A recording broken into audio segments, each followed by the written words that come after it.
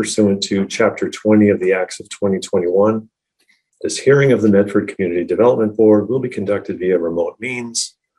No in-person attendance of members of the public will be permitted, and public participation in any public hearing during this meeting shall be by remote means only. A reminder to all of you that the project materials for both of the projects in front of us this evening and others can be viewed at the city's website. I know Amanda will put that link up for you, but it's at medfordma.org/boards/community-development-board, or simply go to the city website, click on boards and commissions, and click through to Community Development Board. We'll start our meeting tonight with a quick roll call of the board members. Jackie Furtado. Here. Claes Andreasen. Here. Christy Dowd. Here. Emily Hedman. Here. Deanna Peabody. Here. And I'm David Blumberg. Welcome. First note is that in light of the number of people we have in attendance this evening and two projects to consider, we're going to move the discussion of our board minutes to the end and wrap that up after we look at the projects. We want to begin with a site plan review to the Zoning Board of Appeals that is required of us in connection with a proposal at 595 Broadway. So let me read the notice on that project for everyone to get a sense of what we're talking about. Medford Community Development Board shall conduct a meeting tonight, August 18th, 2022, via Zoom relative to an application for site plan review submitted by Fidelis Bridge Loan Venture, REO LLC, to construct a multiple dwelling building consisting of 7 residential dwelling units in a commercial 1 zoning district at 595 Broadway. Project is subject to a site plan review special permit for the City of Medford Zoning Ordinance, Chapter 94, Section 94-331, and requires approvals from the Board of Appeals.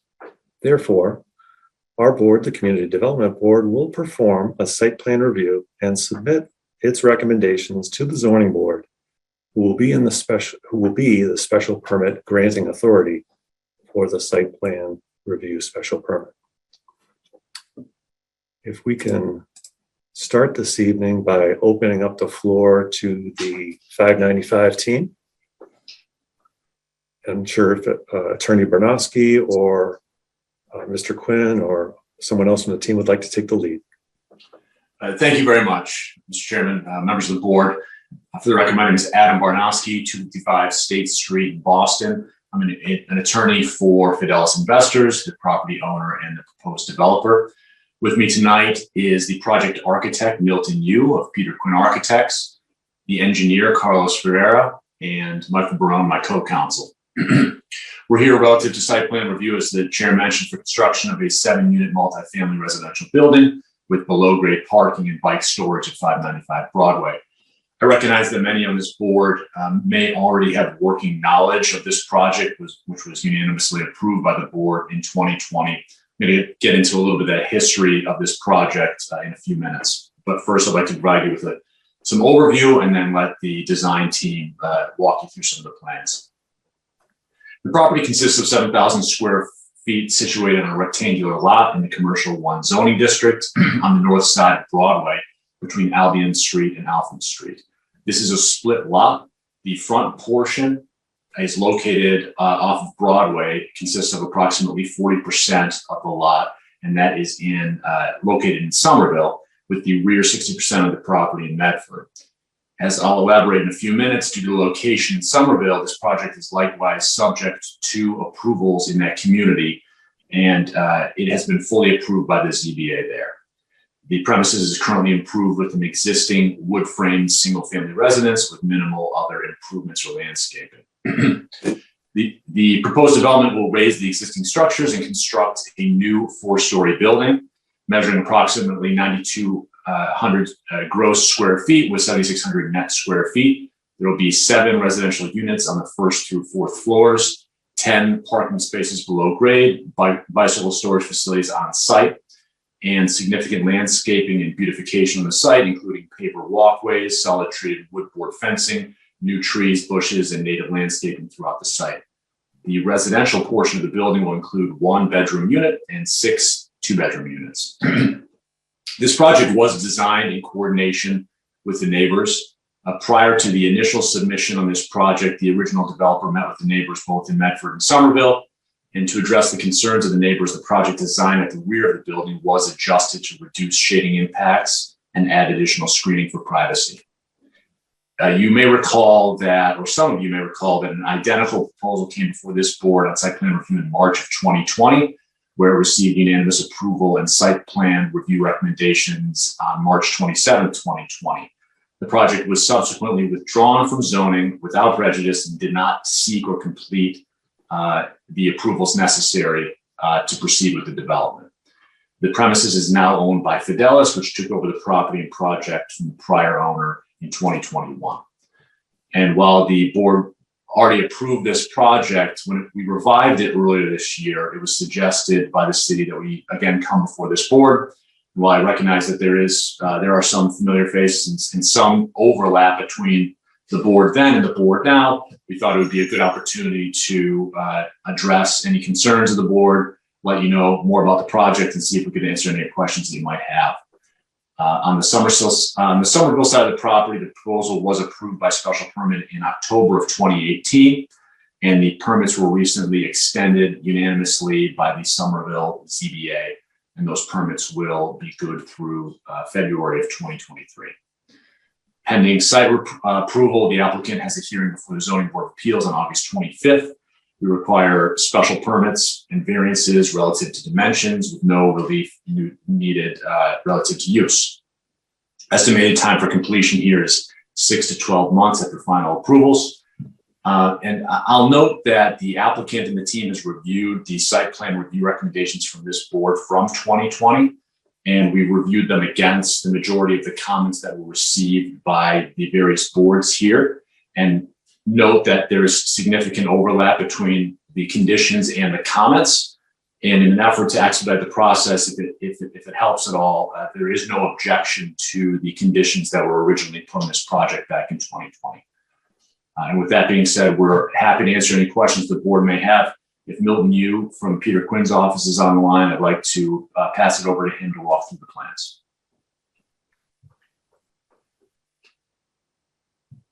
Thank you, Mr. Yu. Okay. You can hear? Yes. Okay. Good evening. My name is Milton Yu with Peter Quinn Architects, Davis Square, Somerville.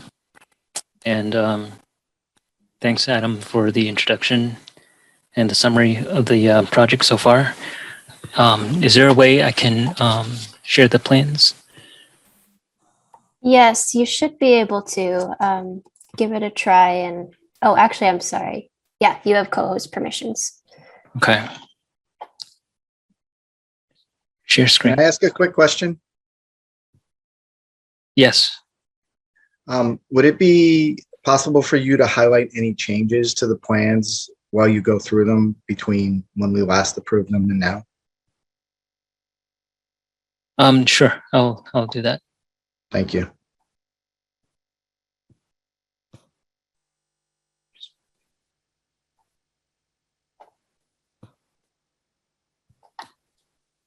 Okay, so you should be able to see soon. Just pulled up a Google map of the area, just so maybe somebody needs to have a refresher where the site is. We're between Tufts Park and Trump Field, Medford and Somerville lines, and this is Broadway. I'm sorry, Milton, are you sharing your screen? Oh, I'm sorry, you can't see that. How about now? Thank you. Looks like it's coming up. Okay, give it a second. Yep, can see it. Thank you. Okay, so sorry about that. So the site is between Tufts Park and Trump Field, Broadway and Somerville line. So here's Broadway, and then our site is here, just to situate us. And then let me share the PDFs with you. Are you able to see this PDF? Yes. Okay, great. So just to describe the general layout of the structure for those who haven't seen this, we have 7-unit building with parking below. We have 10 parking spaces under the building, not fully enclosed, but under the building nonetheless. I'll get to the floor plan afterwards. Ground floor, we have as much landscaping as we can put, essentially, that isn't where the driveway is and the parking and where the building is. The ground floor is such that we have fully accessible ground floor units. So here comes the ramp from the public way. And then these 2 units are accessible. We have 1 stair going up through the building for the upper units, 2 units on the first floor, 2 units on the second floor, and then 3 units spread out on the 3rd and 4th floor. The upper units are 2 levels. So we don't have a final floor plan of the units, all of the units right now, but the general schema would be to place them such that they are, spiraling around the stair, each with their own outdoor space. And then each would have its own stairway up to the upper level with roof decks. And as far as the elevation, the strategy, in part responding to city comments, was to have a variety of materials and break up the mass so that's not one continuous flat surface. So we'll have a mixture of metal panel, 2 tones of metal panel, different exposure thicknesses, and cedar siding as well. We also did receive comments from historical mentioning that I'll let them speak for it, but the summary was that overall positive in regard to the fenestration, but that the recommendation that was to widen the street side windows. We'll be glad to do that going forward, because the pattern was kept mostly with this width going around the building, as you can see. Again, all these elevations have the same thought behind it, where you have a variety of different colors, placement of materials to try to break up the mass. The upper floor steps back as an effort to give the appearance of a smaller bulk on all sides. If you wanted to see materials, you have a material sheet here, where we have a mixture of different color metal panel for exterior materials and cedar siding. The overall approach to the windows was also, we don't have exact manufacturer specs yet, but the idea was to have them inset from the outer plane of the wall, so you can get a little shadow line occurring. This would be the street view overall effect.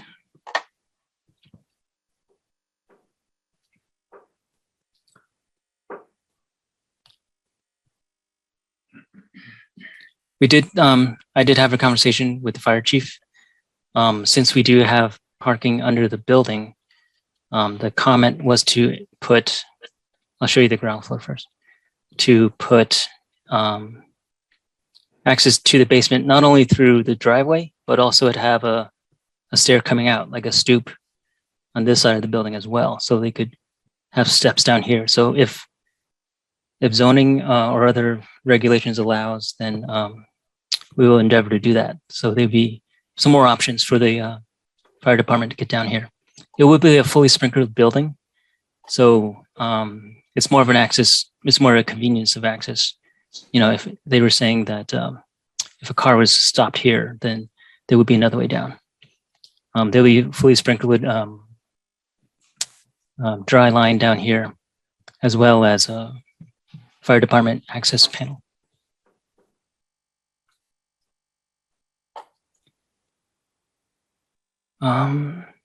Here's some pictures that were asked of us for providing views from the neighbors.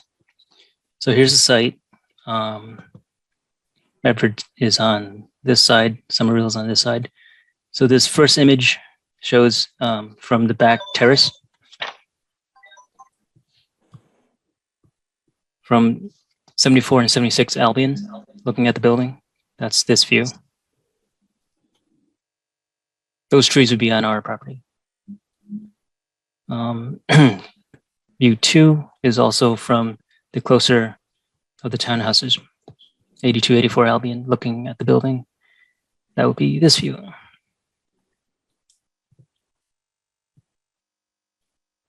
And we were asked also to provide some images of the views of the trees, what types of foliage we can expect for screening. And we would see views like this.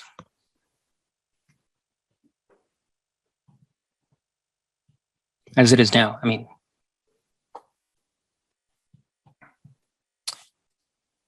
The shadow study would not have changed from the last time we showed it. It's the same overall massing. So we have the shadows from the equinoxes, and the yellow indicates additional shadow from what the existing building has.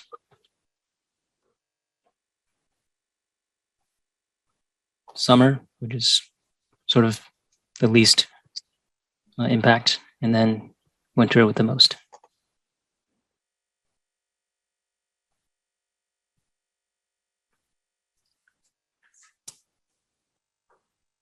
That's about my part of the presentation. If you had any questions for me or the rest of the team.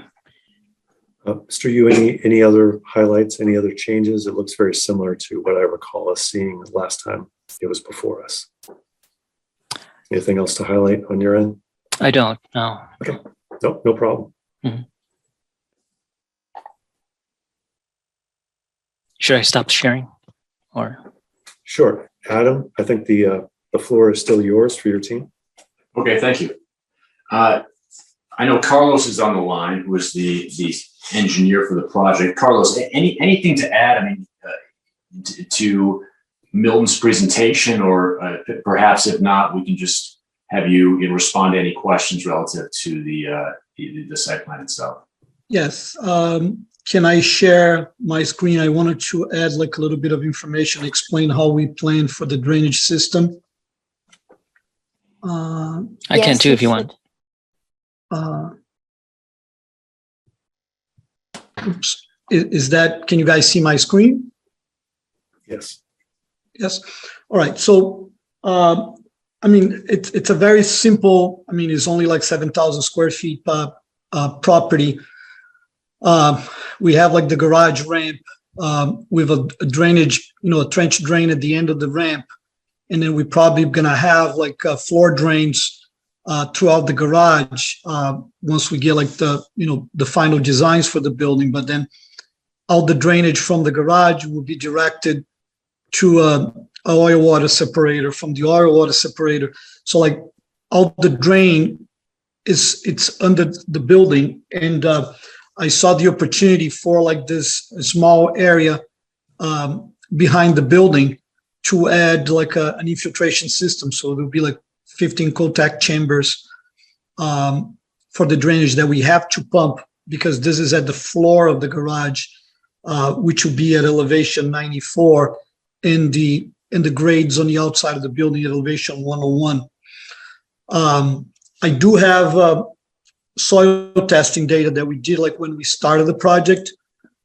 This was like a testing boring that was done. It was double purpose to like find what type of soils we were going to encounter during construction. and so like the exploration went to about 17 feet deep. And then we found like dry, dense, very dense brown coarse fine sand, which is like, it's probably a determination of like glacial till material. There was no water encounter. And I mean, just so, I mean, this is a technicality, but when you see like the blow count, you see like that this is like a very dense material, like, you know, I mean, it's perfect for construction for direct footings on it, but it's not like incredibly good for drainage because it has like a very slow permeation. So on my drainage report, the idea was it to have the drainage system, and I mean, I included like a very minimal infiltration for like a 1 inch per hour, which is a very slow rate. And then we have like we are proposing like an overflow system for this drainage that is connected into the drain on the street. And this concept, it was approved by Somerville, so we are allowed to put like the excess of overflow for this system into the street. And on our report, I mean, the details is it like we are containing, you know, the drainage system was done like more per the guidelines for like Somerville, but we are containing the water in all 2, 10, 25 and 100-year storms. I mean, there was like some comments regarding the layout of the garage that it was not on purview of my design in terms of like, you know, the parking spaces under the building. And then there was like some additional questions regarding traffic that I guess we have like a traffic engineer that's going to address those questions. And that's basically my presentation for the site work. Okay, thank you.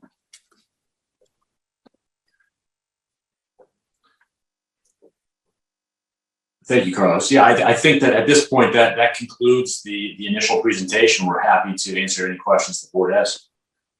Okay, great.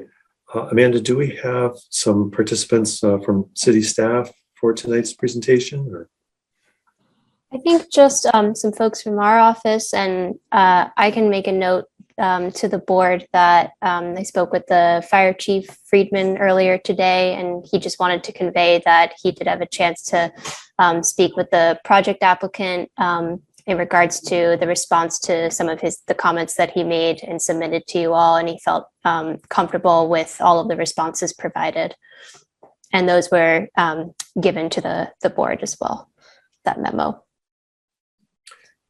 Yeah, we thank the applicant for that as well. It's very helpful to get that back and forth so we don't have to spend as much time at the meeting talking about those items. Appreciate that very much.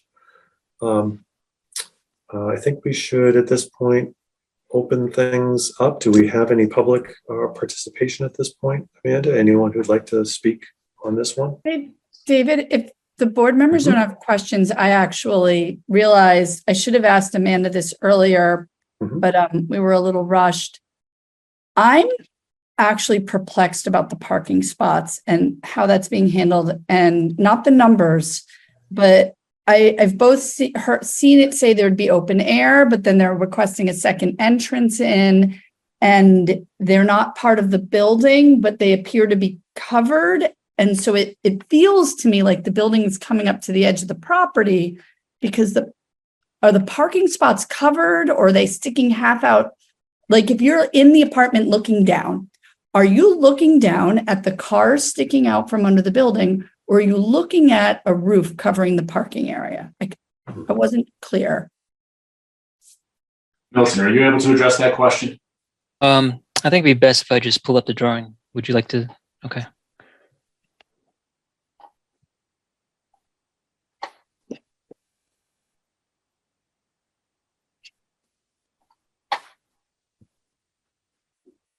Okay, so It's not this dash line. We're not seeing it.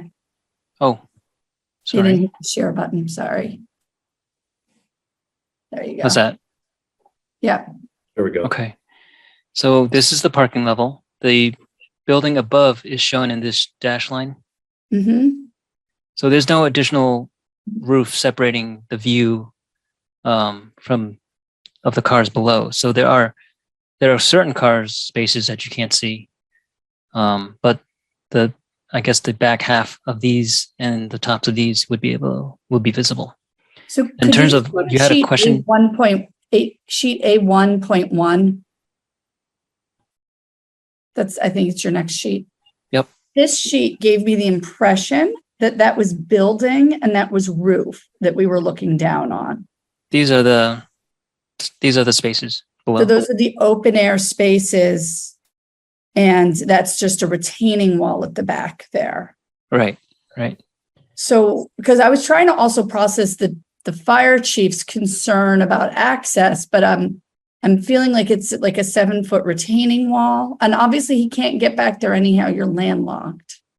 But Okay. So his concern when I was talking with him was just instead of dropping over the wall, or if there was a car stopped here for any reason, that they'd be able to just access stairs and go under. This is about I think 7 feet below. From here to here is about 7 feet. So they would rather take a stairs down here if there was a car blocking this driveway. right. Okay. But he would be able to look in on this. This Sure, is an yeah. open thing. And so the Yeah. reason for the drainage in the floor of the parking area is because that's open to the rain and it's going to rain. Like when it rains and snows, it will land in the parking area. It will, yeah. If we Okay. look Even though at it's- the verdant landscape architecture rendering, Okay. which in our packet is page 5 of 26. Yep. I think that helps to clarify. Right. So we could see, if somebody pulled in facing, didn't back in, you could see like the hood of a car theoretically. Yeah. Right. Yeah. Right where your mouse is, Milton. Okay. Thank you. That's just really helpful because I thought I understood it on this image, but then the others, I thought I was looking at a roof. I was very confused by it. And I just felt that we should understand what it was we were not permitting. Sure. I appreciate it.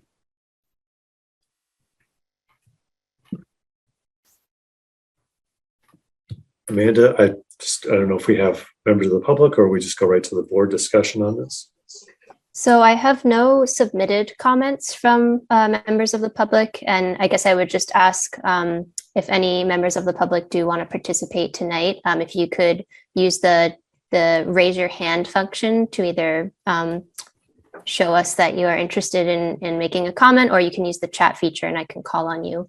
Maybe we'll just give it a beat to see if anybody would like to comment.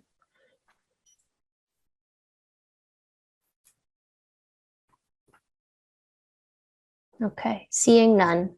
So Let me go ahead and open up the floor to the board members who might have questions. And Kleiss, I see your hand up.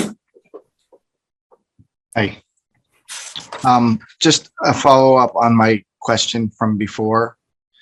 I'm having a real problem understanding how this current application is differing from what we previously approved.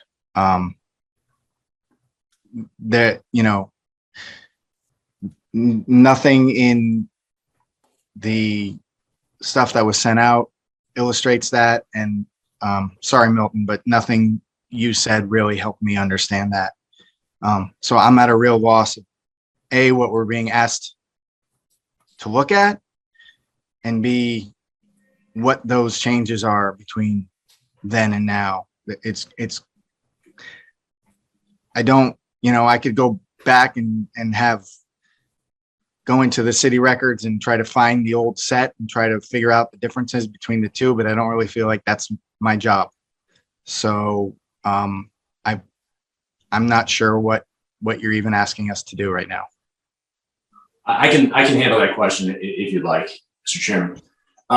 So as far as I can understand, and Milton, correct me if I'm wrong, there are no material changes that have been made to the project. There may have been no changes whatsoever to the project. The issue here is simply the lapse in time between when this was approved in 2020 and currently standing before you today, 2.5 years later, that there was, I don't know that there's any written policy, but I think the idea was that to have site plan approvals normally goes right before in a project like this before ZBA approval, and the recommendations are made, and there's personnel that have changed, the building department's changed, there's members of the board that have changed. So the thought process was to come back before this board and seek approval while there have been no changes to the project.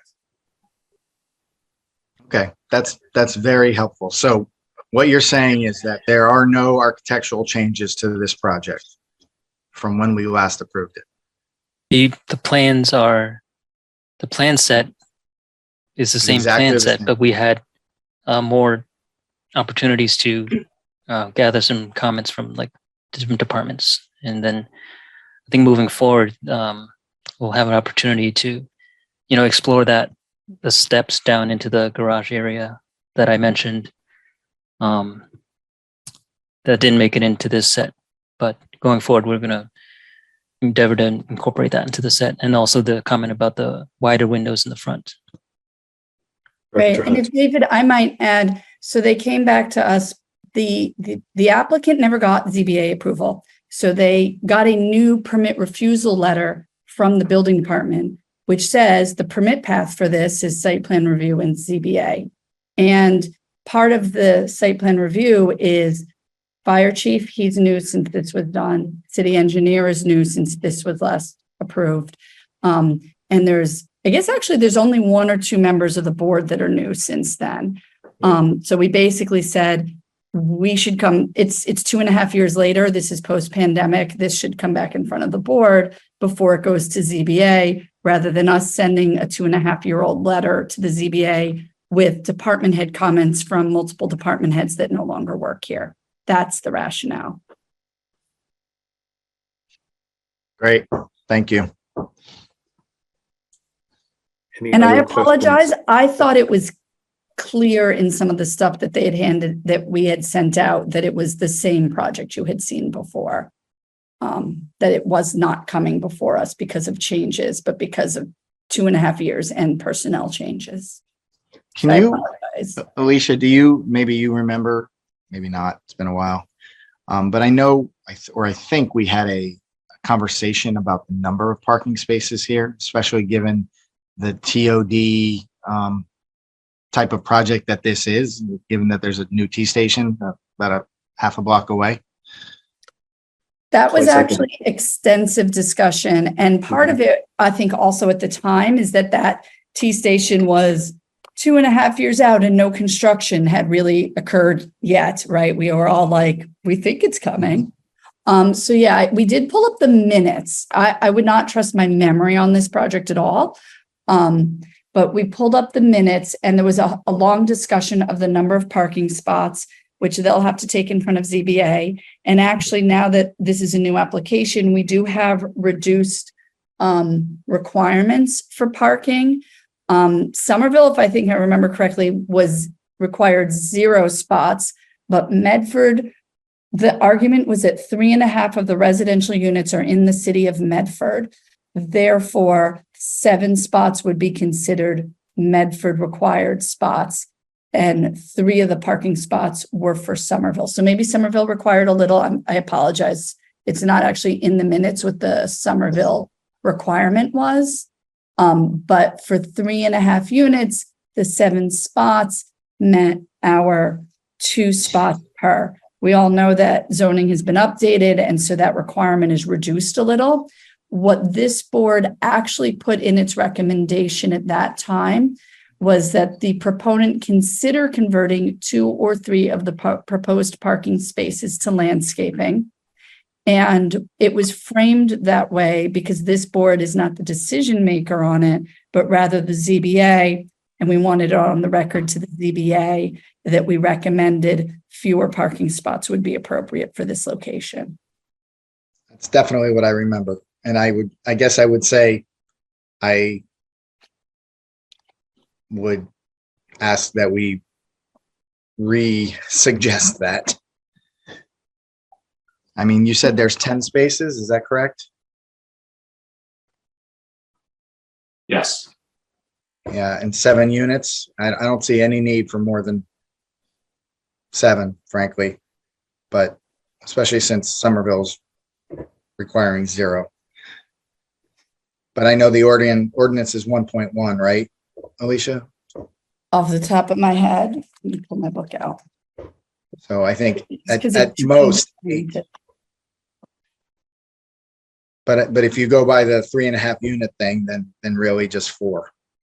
So I don't know. We can certainly make that recommendation again. Not sure if the applicant has a response to that. I mean, that was obviously raised at the time and the design didn't change as a result, but of course you also didn't get to the ZBA as we were just discussing.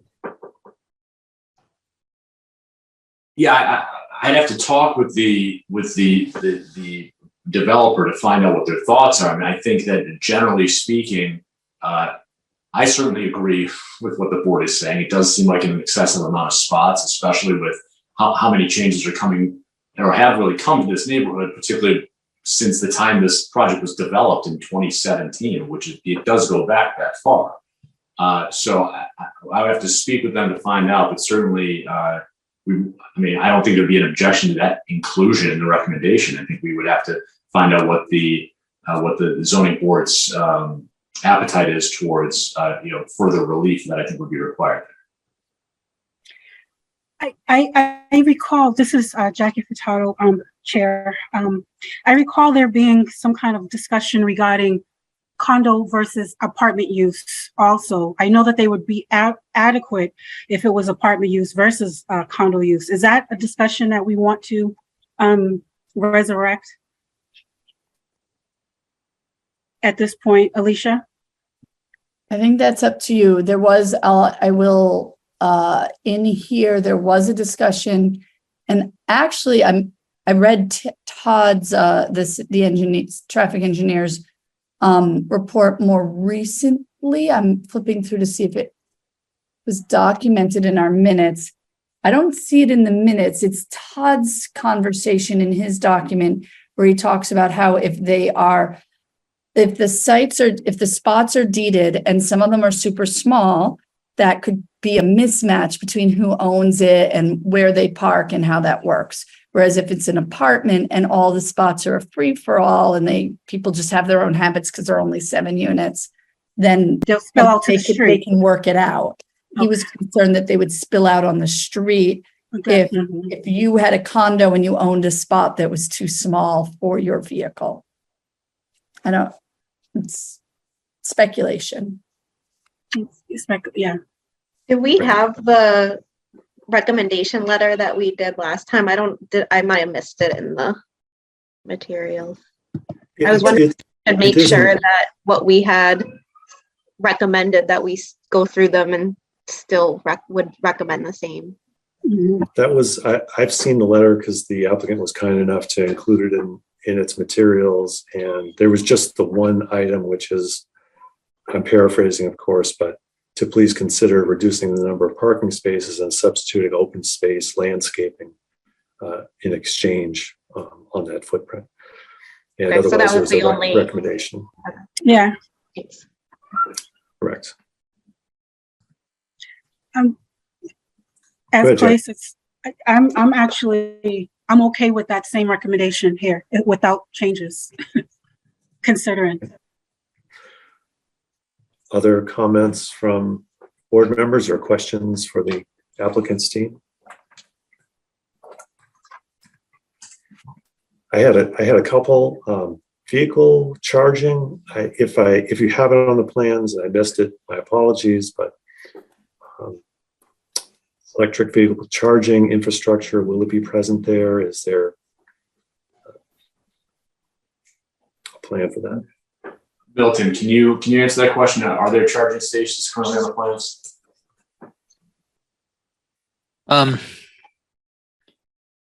I wasn't privy to the client's reaction to that. We certainly could have the, we do have the ability to put that in if that's something asked of us or required of us, but it's not shown. We might want to consider that as a board, of course. It is in our updated zoning now, requirement that the infrastructure at least be there, if not more, to accommodate Sure. Charging Sure. either We now can do or in the 10 years. So that would be, I think, a nice plus. The engineering item about the soil testing, I wasn't sure, Mr. Ferreira, if are you okay working with the engineering department on as the project continues for whatever testing they might be looking for? Not an issue. I mean, I think like we did like preliminary soil testing to find out if we were going to have any surprises. And as the project continue, we can do like additional testing. Okay. It sounded like they just wanted you to cooperate in that regard. So if you're open-minded to that, that sounds good. There were a couple of recommended conditions in the engineering report. I don't know whether we can really recommend these because I think they both deal with the Somerville portion of the property, but maybe you can just mention, or someone on the team could just give us a little bit of feedback on, there was a question about signaling, and then a question on wall heights and visibility or sight lines for drivers. Right. I do remember the comments from Public Works about that. So the comment was, I believe, to have clear signaling at the bottom and the top of the driveway, indicating that it would be, take turns on the driveway one way essentially. So yeah, we will be doing that. Okay. And then sight lines are clean, and you'll make sure that that's the case, I imagine. As this is designed. If we need to take in Yeah. perhaps a panel of the fencing, no problem. Okay. All right. Any other? Yes, Claes. I got another question. I'm looking at the Please. parking plan. There's something marked future handicap space. Can you explain that? So we, the future handicap space, that's marked space number 10. That's intentionally there because it has the room for the handicap aisle to come up to the car. So that would be if the tenants required the space, that space would be available.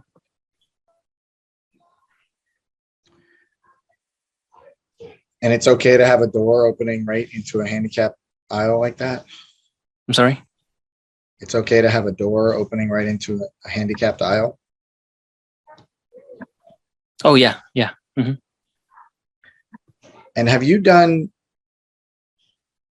like a car equivalent of like an auto turn on this garage? I didn't show it, but I have it in the, I have done one. And also on a lot of the other projects we have similar, where the last space is held off of the wall a little bit to help with the turning out. So as we show it here, it's about I think it's a foot or foot and a half away from the last space, the wall. So that helps with the car backing out and being able to turn a little bit before doing the 3-point turn or 2-point.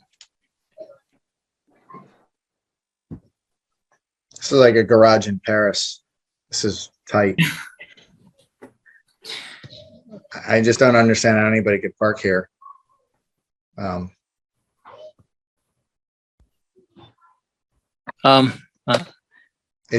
also show.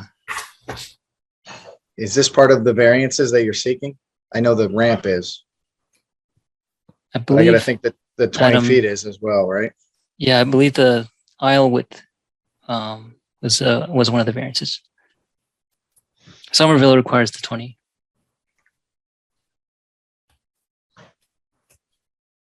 Okay. Right, Somerville requires 12-foot, no wider than 12-foot driveways, and Medford requires no less than 24, No. 20. I believe the distinction is the ramp versus the back out space for the cars. Right, okay. Oh, right. I was actually just had up our minimum aisle width for 90-degree angle parking is 20 feet in Medford. For one way, right? One way, yes. And for two way, it's 24 feet. 24. Marking up my new copy of the zoning code while we speak here. David, I had a few questions. Please, Emily, go ahead. And I hate that we're talking about parking so much, but it is such a challenge for new developments. And just to say, I do love that we're replacing a vacant building with 7 residential units. I'm really excited about that. So this building is half in Somerville, half in Medford. If somebody was to apply for a parking permit for Somerville or for Medford, does that correspond with the exact unit that they're in, and what side of the building that unit is on?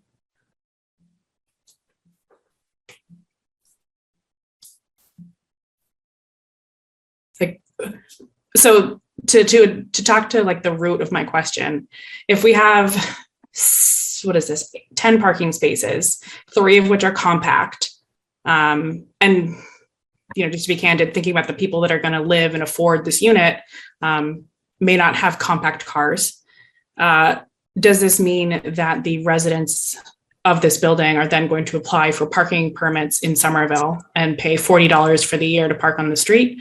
Or they're going to, do Medford parking, which may or may not require a permit depending on where you are, and not need these spaces anyways? Are we creating a problem on our streets with this layout, and how can we be creative about it and how it's going to be realistically applied for the people that are going to live here?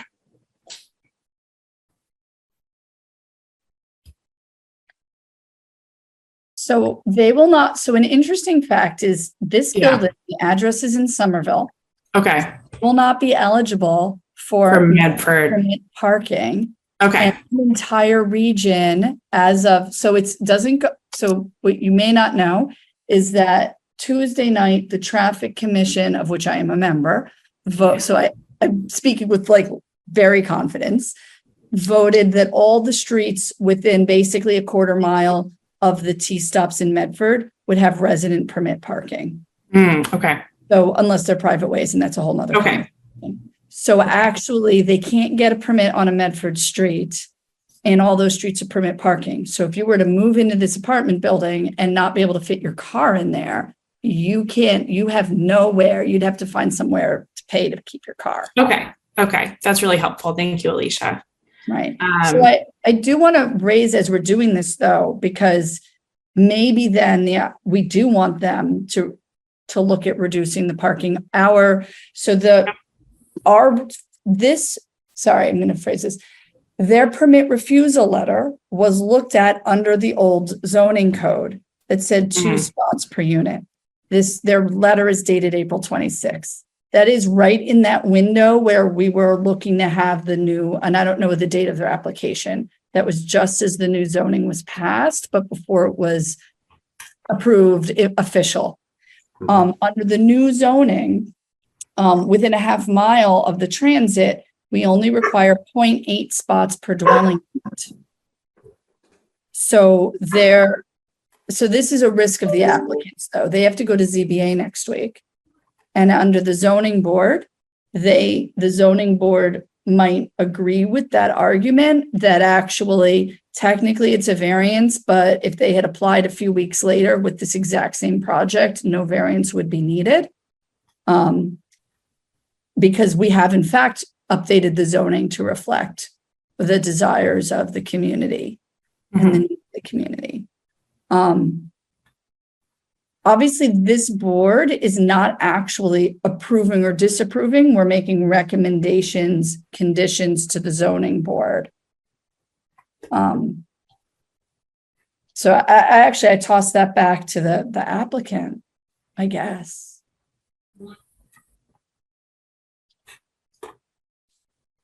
With what? It just being a question of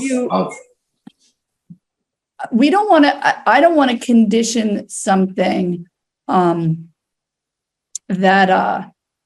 the new that they then causes a problem with the zoning board of appeals. So actually, I'm getting legal advice. I can say that the new zoning actually does apply now for this building.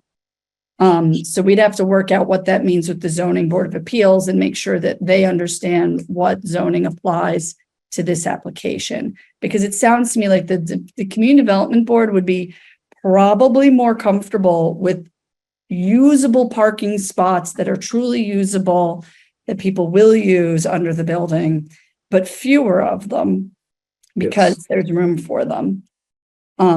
With the understanding that any residents of this building, even though half the building is in Medford, they cannot get Medford parking permits. And I think we would write that into our conditions, Amanda, that you can't get residential parking permits because there's no frontage in the city of Medford. Yeah, and I think I recognize that really wasn't a question directed at me, but if I could just jump in, I think that would likely be welcomed. I also think that it would be.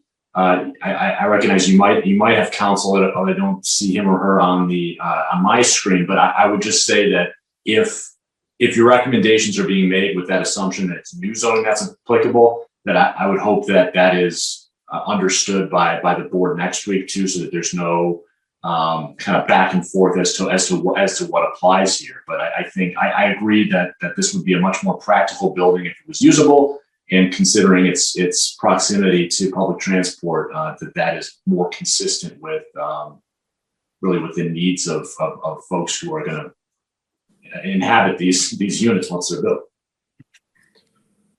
Well, Right. certainly, Alicia, you can make sure the ZBA and your staff are in tune with that for next week's hearing, I'm sure, or meeting. Right. We didn't really prepare for the idea that there were these nuances of things that were in between when these. Jonathan, if you're willing to speak, I think that would be, I realize we didn't ask you to be here for this case, but it was your firm that helped draft the new zoning. So Jonathan Silverstein is a lawyer that we've asked actually to be on for the next hearing. So Jonathan, welcome. Thanks for being with us today. My pleasure. Good evening. Everyone hear me okay? Yes. Great. So, what the Zoning Act says is that zoning amendments will apply except to a building permit or special permit that's been issued prior to the first publication of the advertisement for the CDB's public hearing advertisement for the zoning amendment. Now, generally that's applied because applicants want protection from new zoning amendments, which are often more stringent. The applicant always has the option of applying current zoning to the project. So even if the first ad for the public hearing had not been issued before a building permit had been issued, and from hearing the conversation, doesn't seem like any building permit or special permit has been issued. So the new zoning would apply anyway, but it would always be the applicant's option to proceed under new zoning anyway.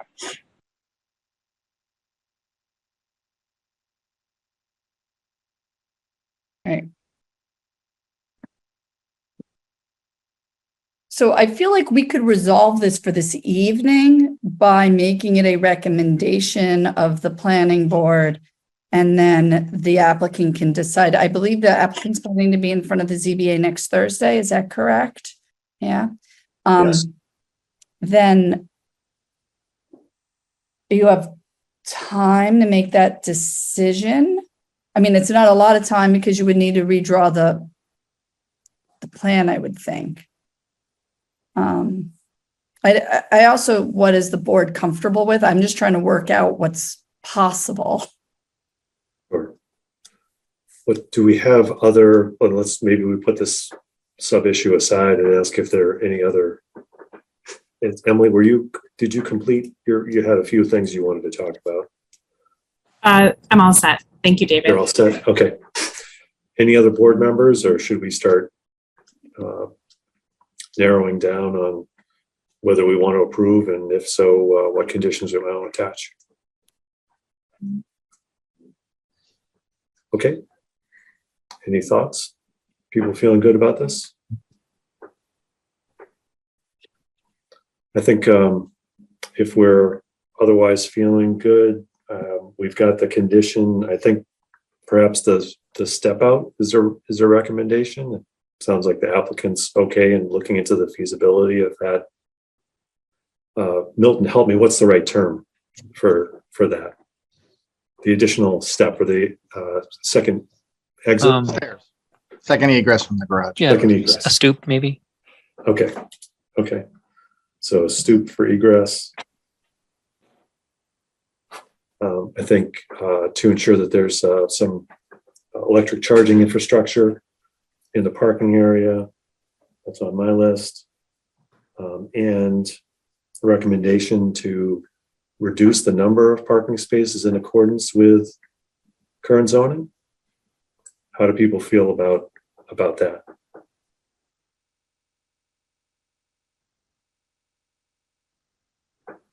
Sounds good. I agree with that, but with there's a question of what, they were doing 7 for 3.5 units previously. So does that mean they're going to do like 3 now, or? Because that would be current zoning, right? 0.8 of 3.5. There was also a visitor spot included.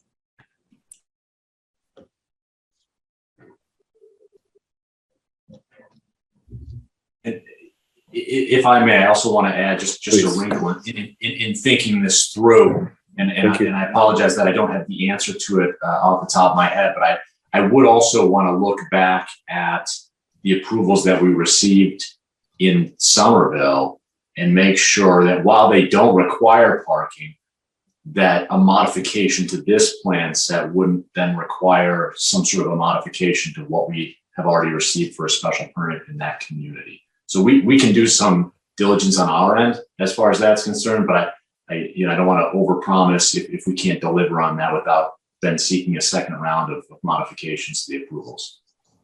It almost seems to me that the whole garage should be given a second look. Parking, drive aisles, everything.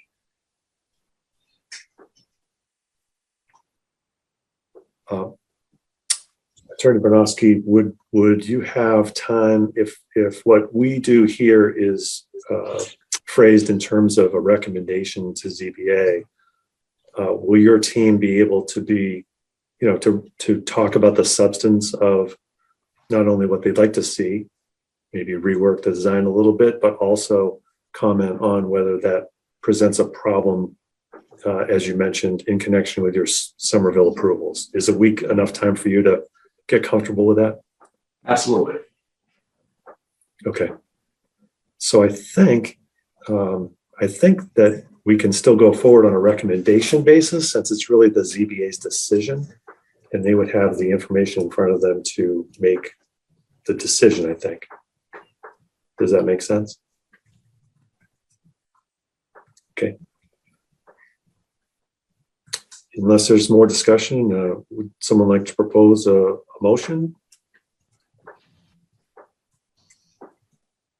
If I was not taking full notes. If I don't want to put this on you, Amanda. Did anyone capture what the actual recommendation was so that we can provide a motion? I have a couple drafted, and you all can please feel free to comment and change. But basically, that the applicant explore feasibility of including a stoop for second egress from the garage. That the applicant ensure that there is some electric charging infrastructure in the parking area, and this is the one where I'm sure I'd love some some feedback. But so David had mentioned a recommendation to reduce the number of parking spaces to be in accordance with current zoning, so long as the modification to the plan set does not trigger a second approval process in Somerville. That sounded good to me. Yeah. Would someone like to offer a motion on that? I will offer that motion, as well as in addition to the compliance and recommendation, the original recommendations by the department heads as stated. To and the actual recommendations that Amanda Centrella has already read out. If anyone want to second the motion? Do we have a second Yeah. for Jackie's motion? This is Christy. I'll second. Excellent. Let's have a roll call vote. Deanna Peabody, Aye. Claes Andreas. Aye. Christy Dowd, Aye. Emily Hedman, Aye. Jackie Furtado, Aye. and I'm an aye as well. Thank you very much to the applicant team. Thanks for your participation and visiting with us a second time on this one. Thank you. We appreciate all your comments. Have a good night. Thank you. Thank you.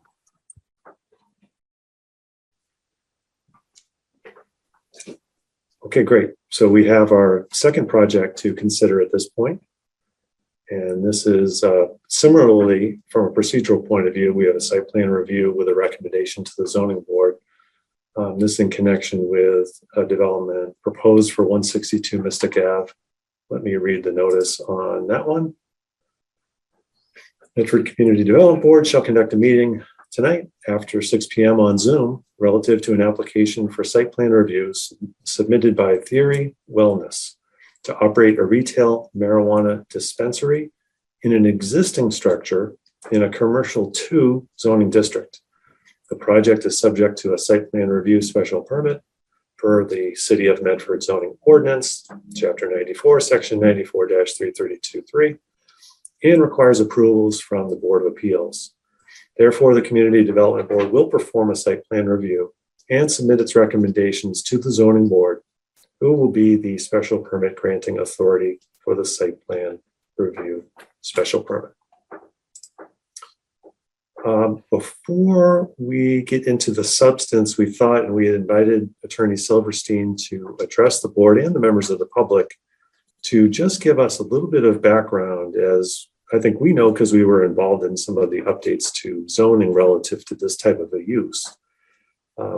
There is a whole nother set of hurdles that this kind of a user has to go through, or regulatory steps that they must pass before a proposal like this gets to this board. And among the issues is a host agreement that the user has struck with the city. So to give us a bit of background on that, and we asked Attorney Silverstein to be here, and I'd like to ask him to sort of take the floor and give us that introduction. We appreciate you being with us yet again, twice tonight. Certainly. So yes, Mr. Chair, as you said, there are a number of different procedural and permitting requirements that marijuana businesses have to satisfy in order to open for business. Obviously, they need licensure at the state level from the Cannabis Control Commission. Before they can even apply to the Cannabis Control Commission, they have to enter into a host community agreement with the community in which they seek to open. That requirement's very recently, within the past week, been relaxed to a certain extent. It's a whole new landscape. with respect to host community agreements. But in any case, this applicant did enter into a host community agreement with the mayor.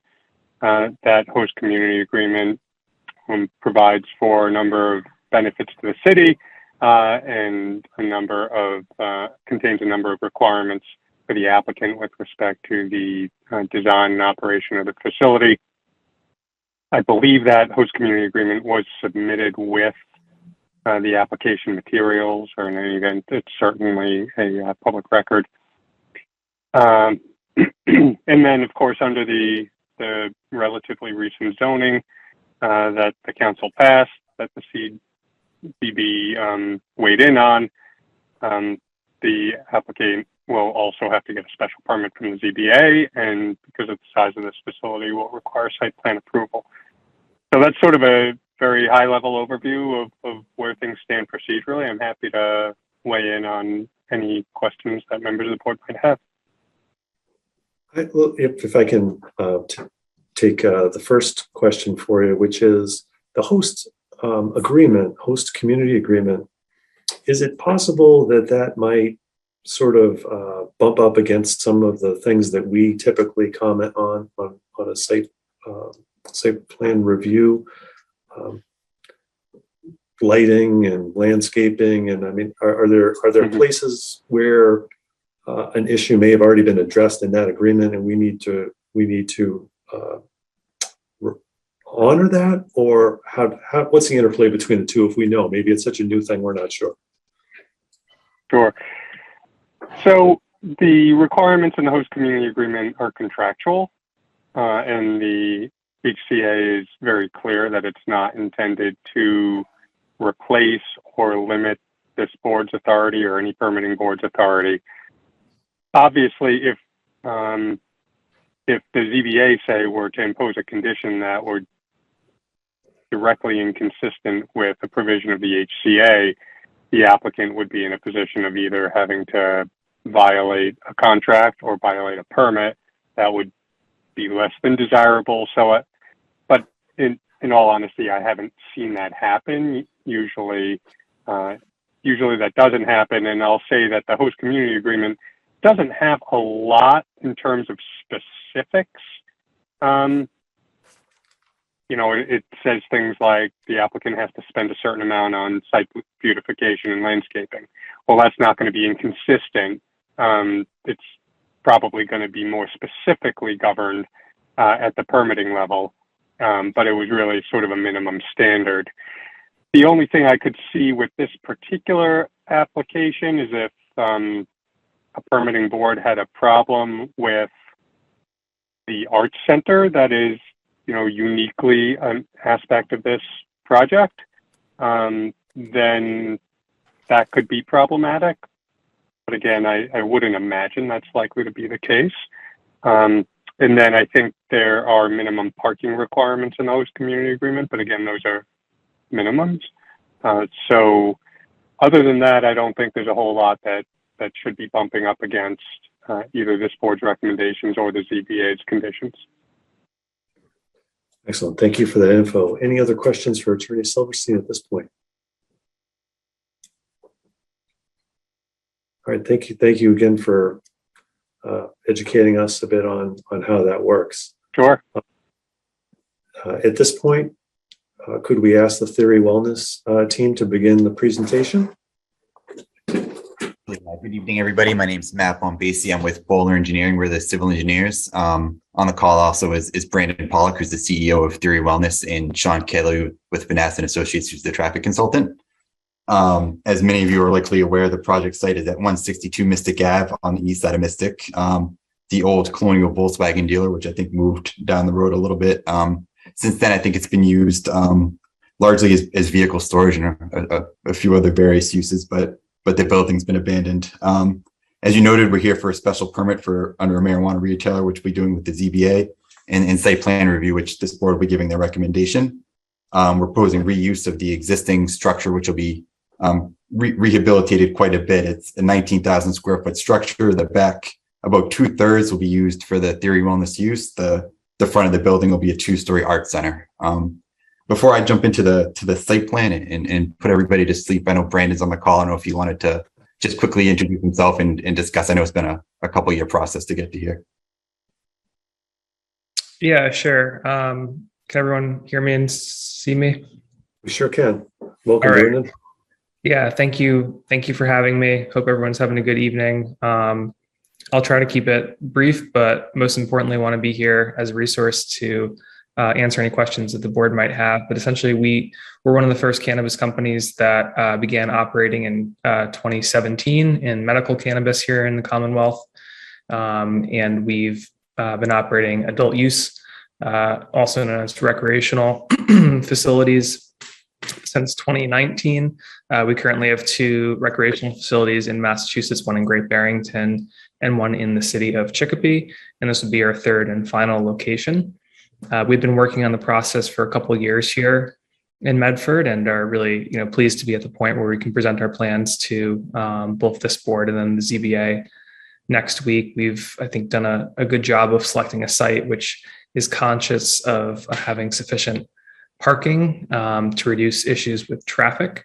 And we're also very, very pleased to be giving back to the community in a variety of ways, including during our construction process, constructing and then donating the front of the building to the Arts Collaborative here in Medford, which is a pretty unique part of the project. So like I said, we've been doing this for a long time.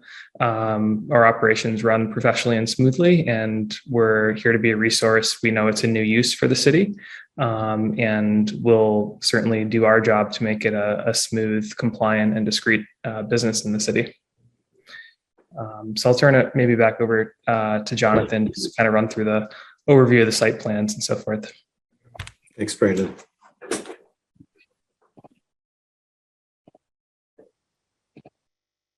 Can everybody see my screen? Yes. Oh, great. So this is the existing old Colonial Volkswagen building, which is being, as I said, pretty substantially renovated for a 2-story office use here in the front. This black line is kind of delineator. The space in the center here is largely storage space, and then the back, the retail part of the building. When we were laying out the building, we've been looking at this for a couple of years. The first thing we identified is the site is pretty largely impervious as exists, just given the auto use. They used to double stack cars, I think, coming down this way. So there wasn't really any use for us to keep that wide a pavement. It wasn't going to give us extra parking. So we've in designing laying out the parking, we basically laid out the minimum driveway width in the parking along that driveway and kept this this southern side as a landscape buffer, a little additional green space. Additionally, relative to access, this is the existing access into the facility. There is an existing paved loop road that comes in front of the building, which I suspect was used to display cars when it was a car dealership. This project doesn't have a use for that, so removing that and allowing there to be some landscaping and green space in front of the building felt like a worthy addition as well. As part of the project, proposing a fully compliant parking lot with the zoning, but also ADA regulations. So ADA parking spaces for the art use, and then in ADA parking spaces for the Theory Wellness use in the back. Pedestrian connectivity, there is no sidewalks there today, just mostly vehicular loading bays and things along the side of the building. So we're proposing a sidewalk along the entire front of the building, which will serve the entrance into Theory Wellness and also into the Art Collaborative. Some of the conditions of the host agreement were that the project provide a blue bike station. So that's proposed here at the front, and we're going to work with Mr. Blake at the city just to make sure we have the details for that on our final plans, and then also providing an EV charging station we're proposing here down at the front corner. The project, if you're driven by the site, it has some existing lights. There are these gray little symbols here as you come through. The lights are a little on the older side. They're not LED. They're not full cutoff. They're kind of a floodlight type light. They're here on these poles and also along the front of the building. So we're proposing removing all of those lights. Proposing new LED, fully downcast, dark sky compliant lights along the edge of the parking, and then similarly some wall pack lights along basically all sides of the building for security reasons. Shading down, we've included a lighting plan in our plans.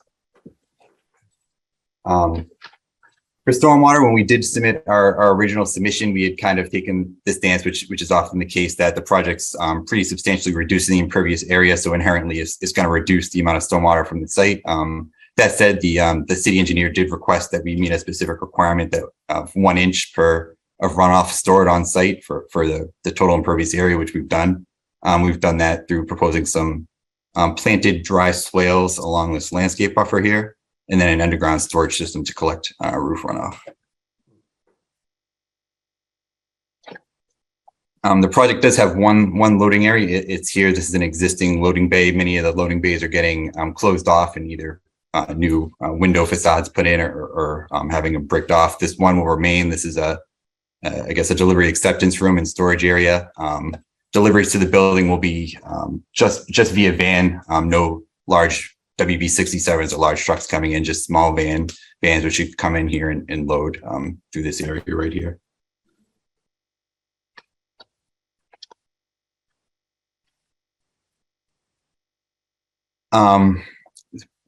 As I noted, that they're doing quite a bit of renovation on the building. We did submit some elevations and some color perspectives of what the architect kind of rendered the final project would look like. The interior building will have new sprinkler systems. Obviously, they're going to construct the entire art center and all the different facilities associated with the Theory wellness use. Additionally, there'll be facade upgrades relative to repainting all of the siding, some awnings and canopies, additional storefront features for some of the loading bays, and then some other architectural features relative to the different uses coming through. So this would be looking to the back. This is the bend in the building kind of near the back half. This would be the Theory Wellness entrance. This is the back of the building looking back towards Mystic Ave.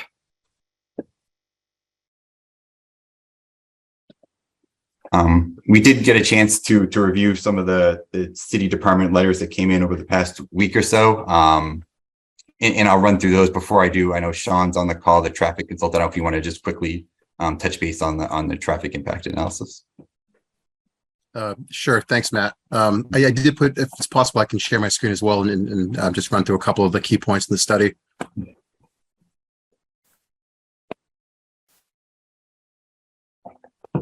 Everyone see that okay? Yes, thank you. Great, thank you. So first off, again, on behalf of the team, Mr. Chairman, members of the board, again, Sean Kelly with Vanaston Associates. Thank you for having us before us tonight. I think what I'd like to do is just briefly walk through our study, some of the key points and findings, and I'd be happy to answer any questions you might have. I think Matt did a good job of describing the project site. Again, it's 162 Mystic Avenue on the eastern side of the corridor. Mystic Avenue, Route 38 is it's a state numbered road. It's under the jurisdiction of Mass DOT. 25-mile-an-hour speed limit. The corridor carries around 15,500 cars on a weekday and about 14,000 cars on a Saturday. The peak hour flows range anywhere from about 1,300 in the AM to about 1,500 in the PM. The Saturday flows are a bit lower in the 1,100 car an hour range. We did a study in accordance with industry guidelines. We went out and looked at existing traffic volumes I just mentioned. We looked at vehicle speeds. As I mentioned, the corridor is only posted for 25 miles an hour, but what we found with it, people are typically traveling around 33 miles an hour in each direction, so they are exceeding the speed limit, and certainly some of those speeds are even higher. We looked at the crash history. There was no notable crash history in the area. All of the intersections that we evaluated, came in below the state's average. There was no notable crash history. With respect to the project, we rely on what's known as the Institute of Transportation Engineers, or the ITE. So we ran some trip generation based on the size of the facility and really tried to compare that to what the prior automobile dealership would do if it was operational. In the morning peak hour, it's about 36 additional trips total, which is about a little less than 20 in and out. Not all of these trips come in the same direction, so the impact to any particular segment would be less than that. Evening peak hour, you're getting closer to about a trip a minute. Again, that's one every other minute entering, one every other minute exiting. And then really the largest increase, as you can imagine, would be your Saturday midday, but that's the time period where traffic volumes out there are quite a bit lower than during the commuter peaks. The conclusions to our study, we even with the higher speeds, what we found was that there was no safety deficiencies in the sight lines that exist. It's a straight tangent roadway, certainly meet all applicable design criteria. Again, we walked through the trip generation increases. It's about a car every minute to 2 minutes during the commuter hours, and then the real higher volumes on the Saturday when volumes out there are lower. We did look at the parking based on ITE data. The parking is sufficient to meet the peak demands. So really our recommendations were focused primarily at, we did our assessment on, the site access, making sure it's done in appropriate MUTCD design criteria, stop signs, pavement marking, signage, things of that nature.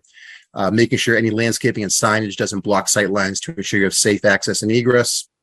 And then really what we always recommend whenever one of these new dispensaries open is that the applicant work with the local police department to work on an opening plan in terms of, traffic and parking operations. You typically will see a little bit more of a rush when they first open. It's a curiosity thing. People want to check it out. We typically would just recommend that, if a police detail perhaps on the opening weekend, just until things settle in. So those are really the recommendations of our assessment. We did also, receive a letter from the city's traffic engineer, Todd Blake, where he had outlined a number of other recommendations that he felt were appropriate to, further mitigate the impacts of the project. I think my screen lost. I'm not sure. Are you seeing it? Oh, there we go. Sorry about that. So one of the recommendations was to install some solar powered radar feedback signage. So as I had mentioned, it's 25 mile an hour posted out there. They're typically going around 33. I think we're all familiar with these signs. They're solar powered. It gives you your speed feedback. And if you're speeding, the sign will flash until you reduce your speed. Typically these can drop speeds by about 5 miles an hour, in each direction if you have those installed. So certainly it's a measure that we concur is warranted given the speeds that we've observed, and the applicant is committed to work with the city to install these. Another recommendation dealt with the sidewalk. The sidewalk along our frontage it's in pretty bad shape. Certainly probably wouldn't meet ADA compliance. There was a recommendation to repair that and bring it up to current standards, and we certainly would be agreeing to do that as well. As Matt mentioned, there's a loop driveway that's in front of the site today that was utilized when the dealership was there. We're going to use I guess it would be the southern driveway as our access point. The northern curb cut really isn't needed because we're not going to have vehicular access there. There's a recommendation to close that and install curbing, and we have no issue with that as well. The city traffic engineer recommended we look at installing, painted bump outs or bollards at a number of side street intersections to Mystic Avenue. These are traffic calming measures. It slows traffic going around the corners. It provides a disincentive for using the local streets as cut through, and it also shortens the pedestrian crossing, which is always a benefit. So again, we have no issue. We certainly are willing to work with the city to implement this measure as well. And then the last recommendation from the city was to develop a conceptual improvement plan where we look at the entire corridor from Crescent Street to Harvard Street, look at where the bus stops are today, and look at what the pavement markings are today as far as bike lane accommodations, the center turn lane, crosswalks, things of that nature, and develop a plan that more cohesively works for the corridor as a whole. And again, we've talked with our client, and they're certainly willing to work with the city to implement that as well.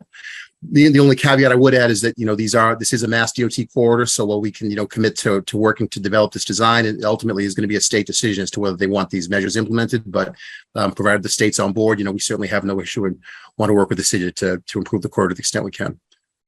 And that's really all I have for tonight. Be happy to answer any questions anyone has on traffic.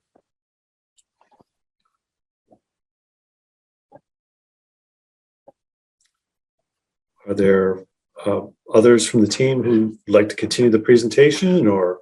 Yeah, just a couple more things I can run through the city department letters, just to kind of our thoughts on those. So we received 4 letters. One was from the Board of Health that outlined some different programs and things they might want implemented before construction, a pest management system, solid waste permits for dumpsters, porta potties permits for during construction, and we're amenable obviously to all of those. We did receive fire department comments, and I had spoken to Chief Friedman prior to him issuing those, and those are largely technical relative to the sprinkler system and things like that, and we have no concern with those. Okay. The letter from the Historic District Commission, they had 2 comments. One was regarding lighting. I noticed on the rendering it does show the existing flood mounted lighting, and they comment that might not be appropriate, and our lighting plan does remove those, although it doesn't reflect on the rendering. And they also suggested some color changes on the facade, and it's something we're certainly willing to look at. I know that the building elevations have been coordinated for quite a while as this project's been worked through the city, so we can't commit to changing the colors, but we're certainly willing to take a look at it as we finalize it. And then engineering comments, which is the bulk of them, and again, none of them we have have a concern with is the removing of the existing driveway apron that we're removing in the construction of the sidewalk along the road. Soil test information for the stormwater.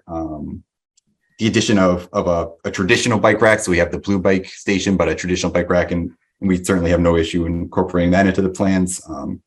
There was a question about the loading bay and loading maneuverability. I know in our original plans that space wasn't well noted, so but it is provided at the center of the building there. And then the traffic impact assessments, there was 3 recommendations that Sean went through that Todd Blake was nice enough to jump on the phone with me and Victor earlier today, and we have a pretty good understanding of what he's looking for, and we feel comfortable with those, and we can work with the city. You and your team are doing such a nice job going down all of the open items that were identified by the city. I appreciate that. There were 2 I didn't hear you mention, and maybe it's just the old hearing here, but the domestic water service. Yep. That notation, is that also in the? That's all. Yeah, they noted that the existing line is lit. Yep, we're fine with that. Okay, and then they wanted some video work to kind of do some more inspections. That's fine as well with your team. Correct. Yeah, we'd hope to use the existing sewer line, but obviously if it's crushed once we video it, we have to repair it. Okay. Well, that's certainly agreeable. We've gone down the list, and you guys have been a thumbs up on almost everything on there. So appreciate the cooperation. Before I turn it to the board, let me just see if there are members of the public who wanted to comment. Amanda, how are we looking on that? Yeah, so actually, I believe we do have someone, just pull up my thing here. Yes, so Laurel Siegel, who's the board president of the Medford Arts Collaborative, was hoping to, which is the entity that I think would be within the Arts Center at the front of the building, is available. Laurel, did you want to make a comment tonight? I don't have any immediate comments. I mostly wanted to be available to be able to answer any questions that the board might have with respect to the plans for the Arts Center. Great, thank you, Laurel. Thanks for being here and participating. Any other members of the public out there, Amanda, from your vantage point? So if anybody wants to make a comment, if you could raise your hand, and I'm just going to check the city's email, which is ocd@medford-ma.gov in case of any last minute messages, but I am seeing none. Okay. In that case, let me open it up to our board members. Any questions for the team here?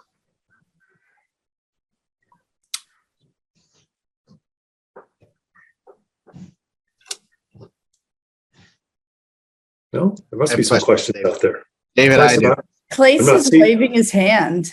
I'm not seeing you on my layout. I'm sorry. My apologies. Please, the floor is yours. All right. Laurel, thanks for joining. Can you tell us a little bit about the program that that will be in the Arts Center? Absolutely. So it'll be a multi-use space and with a variety of individual artist studio spaces, classrooms, and a large open space, what was the showroom of the dealership on the first floor that will be used for community events and performances and also serve as a passive gallery space. So is the is your organization in charge of this, let's call it the fit out of that space? The ultimate fit out, yes. We're working closely with Theory that is doing quite a bit of renovation, as you know, to the space. But when it comes to the final interior fit out, that will be us. Great. And that's not part of this project per se? Or will it all be built together? Our anticipation is that once the certificate of occupancy has been issued, then we will come in and we'll be adding, final light fixtures, security systems, and the like to the space. Understood. Great, thank you. So I think I heard, Matthew, that you addressed the comment about a little more color and life. I certainly would second that opinion. I think it came from the Historic Commission, maybe. I could be wrong. But in any case, I think, given that this is going to be a really, sounds like a really great place for the arts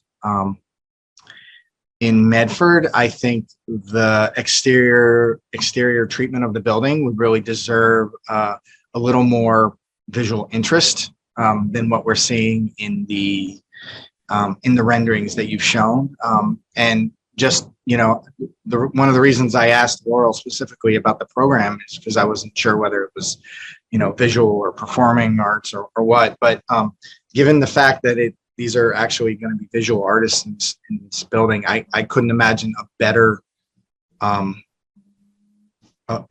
place for a public mural than on this building. I think that would be just lovely, especially given the sort of industrial nature of Mystic Ave program that you have inside, and it could be something that gets changed regularly or whatever, and it would be a really easy way to sort of give that life to the building, and could possibly have a tie-in to the retailers behind. But I think there's basically a missed opportunity with something like that to do something that really grounded the building and the program in the city of Medford and that kind of thing. So I would really encourage you to think about, that blank white wall and what you could do to it.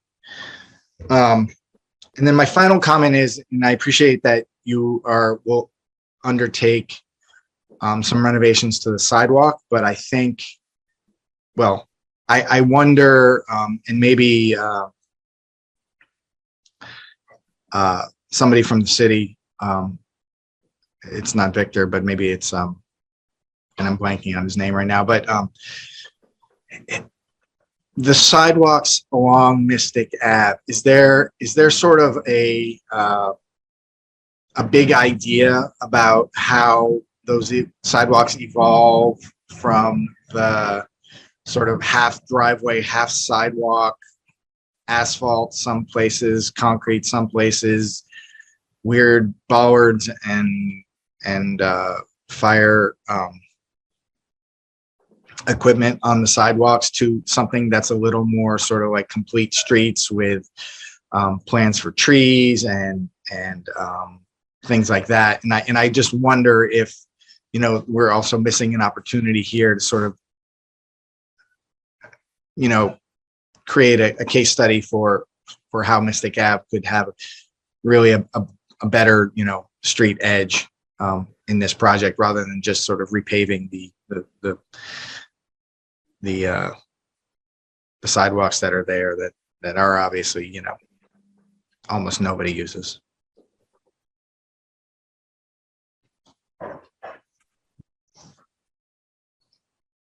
I can speak anecdotally to that. I did speak to Todd Blake, as I mentioned earlier today, and obviously you've got a lot on his plate. And as we were discussing some of the recommendations here, he did give a lot of his thoughts on the corridor, at least some of his initial ones, and a lot of them do revolve around pedestrian safety. I know there was a just south of this site, there was a pedestrian island and pedestrian signals put in, and I think that's another thing that he's probably continuing to look at as he looks at this project. As far as the streetscape, I can't speak on that. That's probably more of a Todd question, but I suspect his job is tough, just given that it's a DOT highway to do that type of thing. We tried to limit as much pavement as we had along the frontage, removing that turnaround and landscaping just everything except for our driveway entrance. But again, I can't speak for Todd, but I suspect it's a hard job for him to try to do something like that just relative to the DOT highway. Do you want me to, as much as I can, speak on behalf of Todd, which I can't, but we work closely on these things. We've been looking at some sort of designs and layouts for other portions of the road with other projects that have come in front of us. And I know there's a lot of desire to push DOT to do sidewalks that are wide enough, bike lanes, et cetera. And I am correct that this is on the DOT portion of the road. Oh, absolutely. So I think that we would like to see some nice complete streets, like the idea of wide sidewalks, trees, bike lanes. We're trying to figure out how to make that happen. You only have control of one short section here in front of your property. There's another property 2 doors up that's coming in front of the board. One would hope in the near future. They've done some public meetings. Some of you have seen the public meetings for the beer hall. That's actually on the other side of the liquor store. So it's our hope that we can try and coordinate between these projects to some extent to improve the walkability of this area. The difficulty with this is that we don't have right now, here's the plan. This is exactly what we want it to look like. Please do your section. But rather it's kind of evolving as we find that we can do more, that there's more opportunities here. So I think what the city in general is looking for is some trees and shading, wide enough sidewalks that people can pass each other, that sort of thing in this area. And then the lovely green space where, it's a bit of a refuge if you are walking down the street. So. And I can jump in. This is Victor in terms of a specific treatment that Todd talked about on our call earlier today. As Matthew mentioned, there's a pedestrian refuge that's further down the road that is something that he would like to implement at some point. There's a crosswalk at Billings, which is about we don't really have blocks on that side of Mystic Ave, but I guess it would be about a half a block down the road, and that's been well received. And he plans on working with TOD or DOT in the future to implement that at that location. And so that's a specific treatment that could happen down the road that I think goes along with your idea, Claes, of a friendlier street to pedestrians. Claes, do you have some more items for us? Okay. Other board members? Thank you.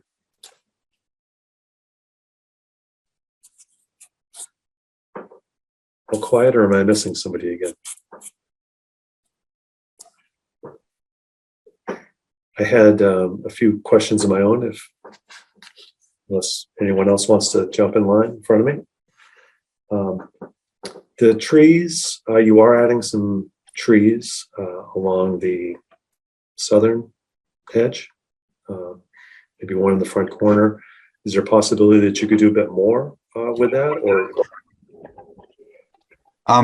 Yeah, I don't want to speak for the applicant, but when Klaus was talking, the one thing I checked on the plan, because he had mentioned a friendly streetscape, is if we had a shade tree or two along the frontage, and I didn't see one. So I think of all the places that might be an appropriate location for that streetscape concern. Okay, I think that would be good. I noted as well, you've got a couple of, in the sort of center of the parking lot, just hatched areas. Could those be green? Could those house a tree or two, or are there conditions there that would preclude that? No, I don't think there are conditions that would preclude it. In particular, there's one that's that juts out into the parking area a little bit, where there's that turnaround. That would certainly be an appropriate location. And then the green space along the building, maybe something a little on the shorter shrub side, just being close to the building, but probably take a look at putting some plants there as well. Okay. I think that would be good. I would just add, and Matt, we can talk about this. I mean, first of all, we're very happy to add more green space. It's something that I think it's very well fits into the site and our desire to create a comfortable space for our customers. But there are cannabis control regulations that prohibit any, large trees or shrubs that would, kind of get in the way of our cameras. So we just would want to always double check that before committing to any, larger living things like that. That's all. But we can certainly take that under advisement and do the best we can. Thanks, man. Yeah, even if it was brush, bushes or something low instead. But and do you know what I mean by the areas in the parking lot itself that were hatched off? Like if those could be. Yeah, I'll share a screen just so we can confirm that we're in the same place. I believe the area you were looking at were probably here and here. I guess I was also looking at the little, the odd shaped hatched areas in that central. Yeah, there you go. Oh, here. Yeah, we can take a look at those. The one thing I'd want to double check is the fire egress maneuver. I suspect that part of those areas we need for the fire truck to circle around. Okay. And if that's the case, we'd want to keep them hatched. But I'll take a look at it. If there's a chance for us to add a little landscape out in there, we will. Okay, that'd be great. If I might add, some of our projects have looked at, rather than, because of the fire apparatus, rather than like a raised curb, just doing like a treatment that is more attractive and permeable, or something that's, maybe stones or something that's different. It breaks it up. It's more interesting. It allows some permeable stuff that's not, that a fire truck can still drive over. So I'll just put that out there as an idea to look at. Okay. I guess this is maybe a question for Brandon or for arts, but is it that the community arts group is leasing the space, or so there's actually going to be an organization that's in charge there? It's not like it's the city and I have to book a spot with the city to use the space. The association will actually have it more or less like a tenant. Yeah, it's a sublease, and it's provided free of charge to Laurel's organization. Okay, great. Thank you.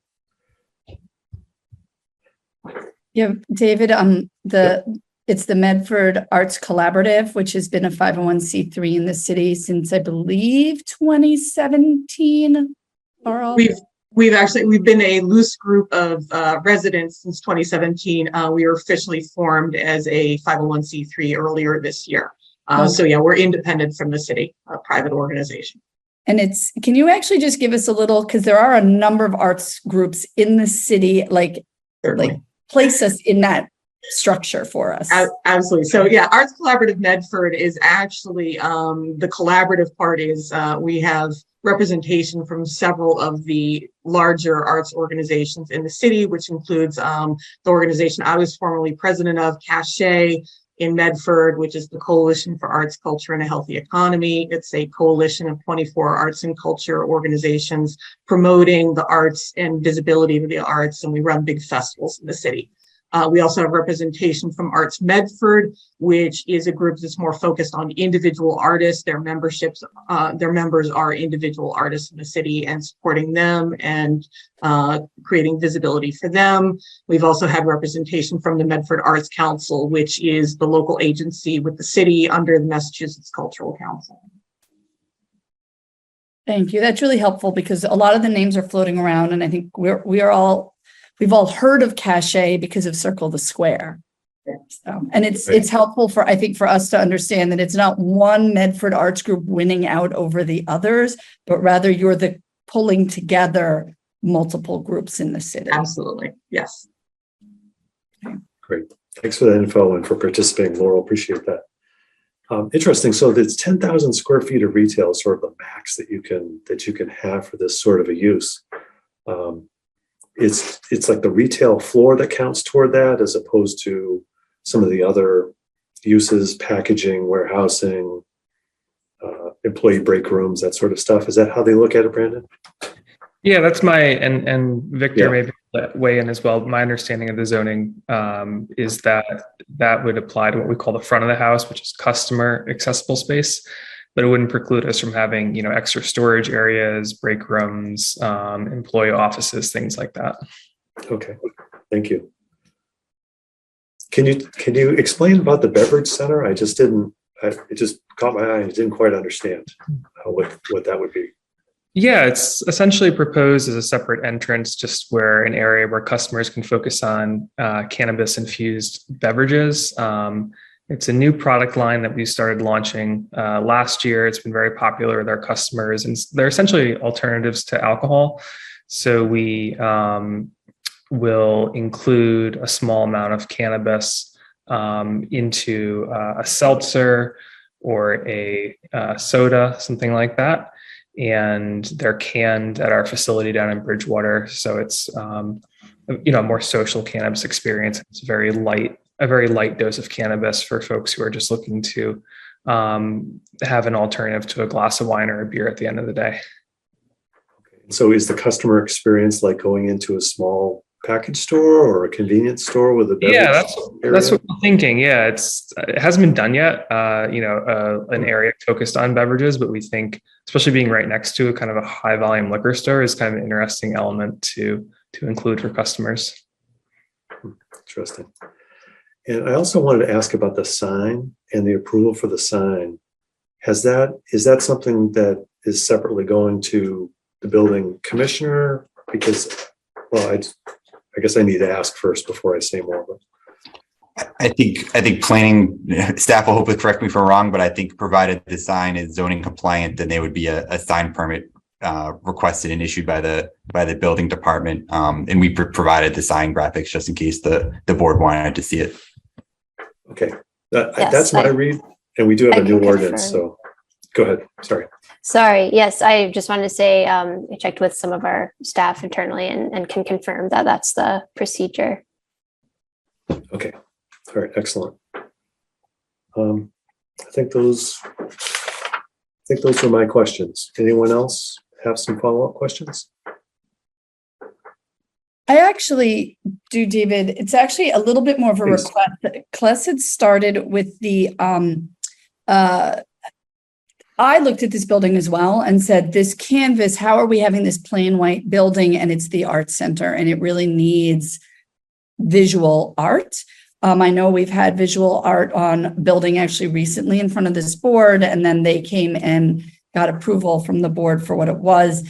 It seems to me that we should actually specifically ask that there should be some art, that this arts collaborative should approve it, should have artistic approval over it, but that Theory Wellness should pay for it. Like maybe it's a mural, or maybe it's different materials or whatever, mosaic or paint or whatever, but that can be between them, but that should be part of what happens and what we'd like to see. It would be such a shame in my mind to have an art center sitting there on Mystic Ave in a plain white boring building. Any other board members would like to respond to that or offer some more thoughts? I agree with that. I'm curious what the regulations are in terms of, what sort of designs or imaging can be on the outside of a recreational marijuana facility. Sure. Yeah, I can speak to that a little bit.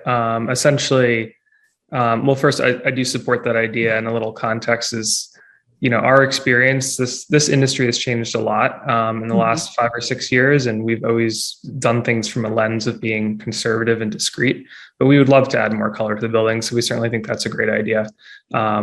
It was just simply, we usually take the path of least resistance, and previously we haven't had such support for a little more of a bold statement, but we think that's a great idea. And something like an art mural, it's pretty open-ended. There just couldn't be depictions of people, using cannabis or cannabis leaves or the words marijuana. There'd be some little guardrails like that, but generally just having color and art is not precluded. And can you actually clarify for us legally, because it seems to me that the cannabis portion is the back portion, and that the art center is in the same building, but is leased to the art center. So you may be helping to pay for that, their maintenance or whatever, but that is not a cannabis. Yeah, that's a good point. So you're right. Technically, the art center would not have those regulations placed on them because it's not a licensed space by the state's Cannabis Control Commission. It's more, I would just say that's just a kind of, I don't think they'd like to see that if it was right next to our licensed space. But yeah, the art center is not a licensed space. It's going to have its own access, its own security system, and there's no internal connection between the two suites, if you will. Okay. And that's also just helpful for us and for the public to understand that it's legally a separate space. And obviously I could actually imagine the Cannabis Commission might feel that you were skirting the law if you funded a cannabis mural on the other half of the building. That wasn't where I was at all, so much as if your organization has the money and these are the artists and artists deserve to be paid for their work. But then again, I would much rather see our local artists participating in this and not, we're not bringing somebody in from another state, right? We're supporting our local artists with it. Mm-hmm. Yeah, that makes sense. And I don't know, maybe Laurel could think of an idea or comment on how that might take place, but we would be happy to support the arts organization to do a project like that. Absolutely. And we're enthusiastic about this concept. Certainly, as a group of arts related people, when we looked at the building, our initial thought was something should be on the front of this building that represents the arts. So we're in agreement there. And various members of our organization do have prior experience with public art. It happens, again, the organization that I ran, Cache, was responsible for the new mural on the Condon Shell. So, very familiar with the whole process of going through and vetting potential designs and working with authorities as needed for finalizing a product and having it executed.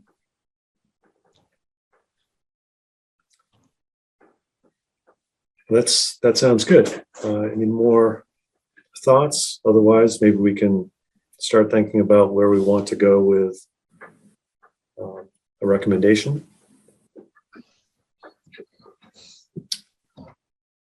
I feel like maybe we have a couple of conditions that we might want to consider in connection with the recommendation.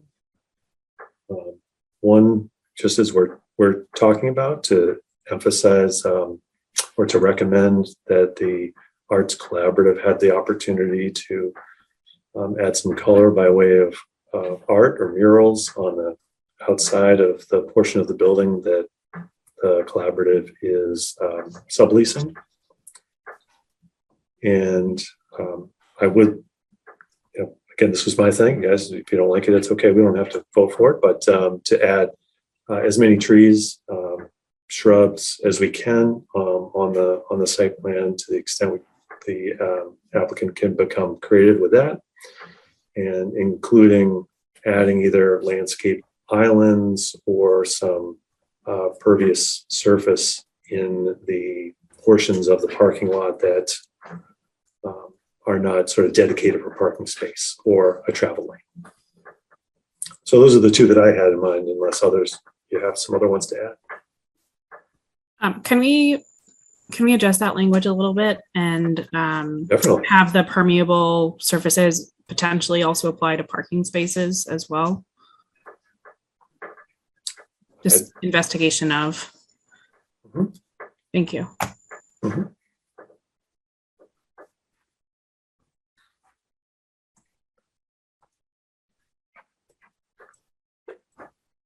Amanda, did you pick up any other conditions along the way that I might have missed? Just as our crack superstar scribe on these meetings. Flattered. So a couple of things. Just generally that the applicant is to comply with traffic mitigation comments insofar as DOT agrees to those recommendations. And we can finagle some of the wording of these for sure, but general compliance with the fire chief recommendations, compliance with engineering recommendations, Board of Health. And Board of Health. There was, so I think the applicant had mentioned in the historical commission comments, there was some mention of, in addition to the exterior color of the building, which I think we've been talking about and covered, exterior lighting adjustments. And I wasn't sure if that was something the board wanted to pick up on or leave.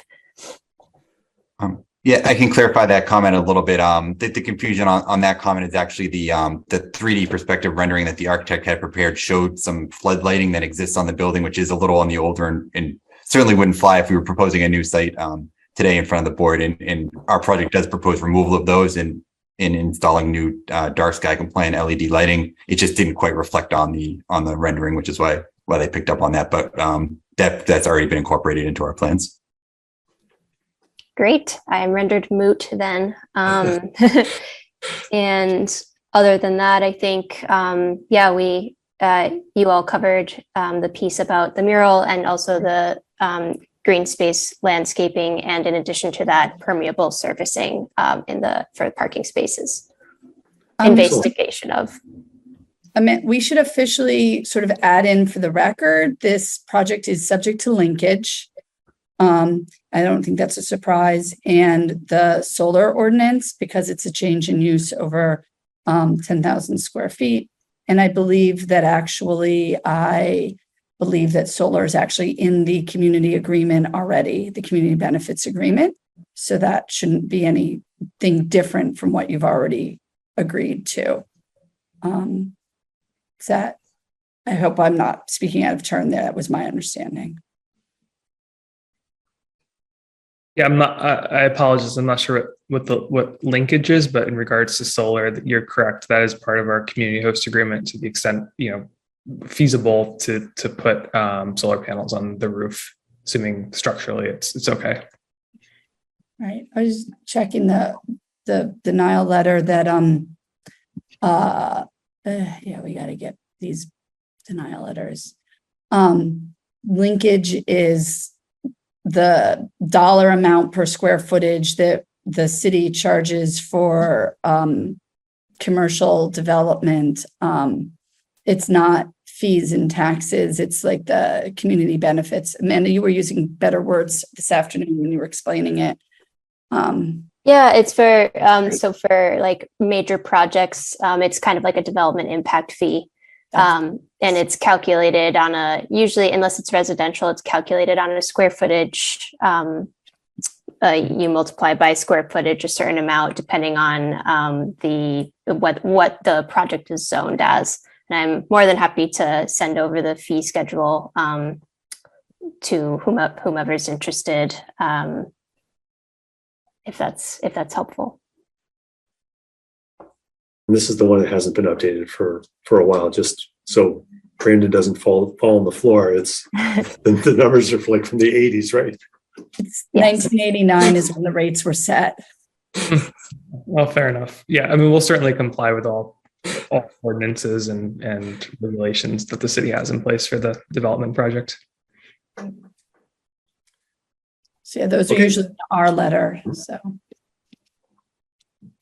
Alicia, any more, or otherwise I think we're ready to entertain a motion?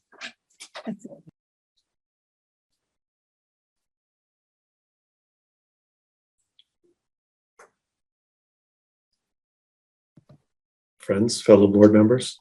I'll make the motion, all of what Amanda said as recommendations to the ZBA. I'll second. Okay, so we'll do our roll call vote. And Jackie Furtado. Aye. Claes Andreasen. Aye. Christy Dow. Aye. Emily Hedman. Aye. Deanna Peabody. Aye. And I am an aye as well. Thank you to the Theory Wellness Group. Thank you for your presentation today. Yep. Thank you to the board. Have a good evening, everybody. Thank you. Thank you. Thank you very much. Thank you. So I thought I would just take 2 seconds to mention that in going through this is the first time we're doing site plan review under the new ordinance. And you may recall from all the back and forth and discussion that there was about the ordinance that we now have these performance standards in 6.4.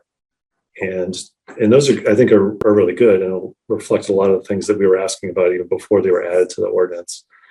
And then in another spot, 11.7.10, there are 7 specific written findings that we have to arrive at in terms of, or in connection with a decision approving a site plan. So we'll kind of work through that. I'm thinking there's probably a formatting piece maybe to our decisions that we'll work on and try to implement. But it's like loading and unloading, the bulk and location, the height of the building. There's a handful of things you can see in the ordinance yourself, but just know that if it feels like something is new when this decision comes out, it's because we're trying to match it up with the new ordinance. That's all.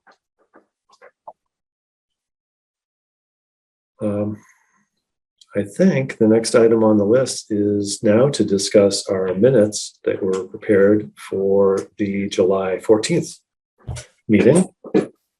And I'll turn it over to the board, or Emily, if you'd like to make mention of the minutes as our clerk, your inaugural appearance as clerk. Yeah, big day. So this is the discussion portion, is that correct?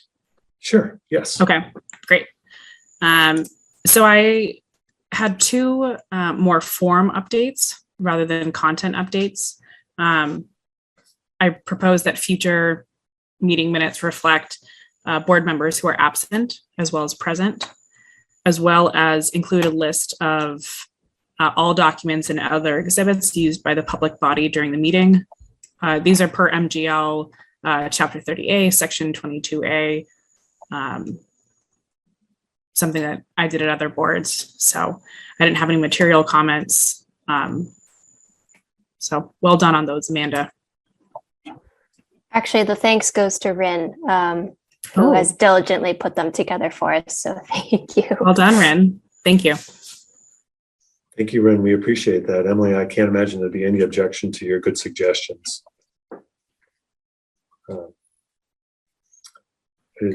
Are there any other comments on the minutes? Otherwise, we can entertain a motion to approve them, subject to update to match Emily's good suggestions.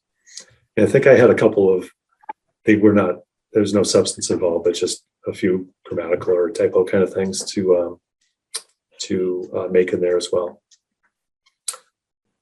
Otherwise, do we have a motion for approval of the minutes, subject to what I just said? I'll make a motion to approve the minutes from the July 14th meeting. Thank you, Emily. Do we have a second for that motion? I'll second. Thank you, Jackie. And we'll take a roll call vote on approval of the minutes. Deanna Peabody. I was actually absent for that. Oh, you were. Okay. Thank you very much. Emily. Aye.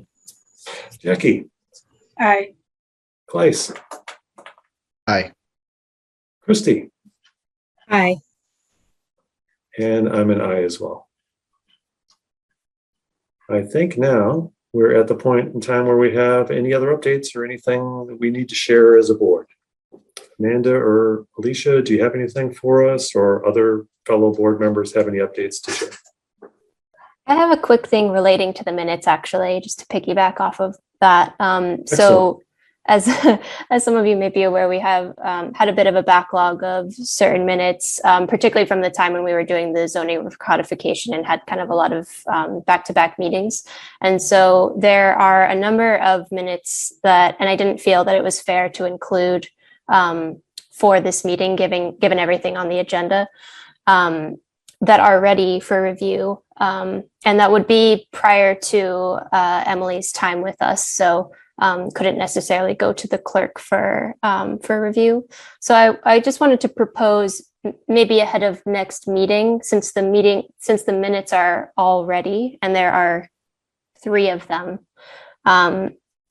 We can do it different ways, but one thought I had was to provide them to members like a long time in advance, a couple weeks in advance, just so it doesn't kind of compound upon, other project materials for the next meeting.